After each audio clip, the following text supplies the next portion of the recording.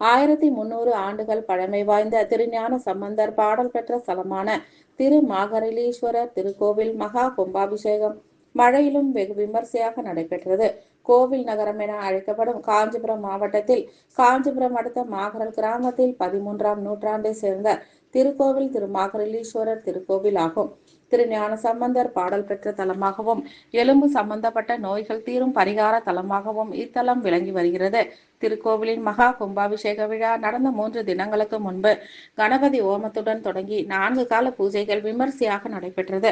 இன்று காலை 4 மணி அளவில் 4ஆம் கால பூஜைகள் நிறைவுற்றின் கலச புறப்பாடுகள் திருக்கோவிலின் வளாகத்தை சுற்றி வந்து ராஜகோபுரம், மூலவர், விநாயகர், பாலசுப்பிரமணியம் உள்ளிட்ட அனைத்து பரிவார தெய்வங்களுக்கும் சிவாச்சாரியார்களால் புனித நீர் ஊற்றப்பட்டு மகா கும்பாபிஷேகம் வெகு விமர்சையாக நடைபெற்றது.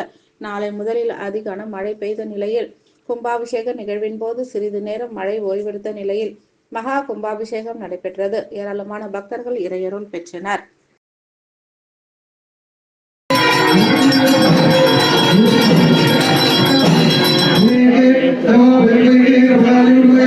Thank you.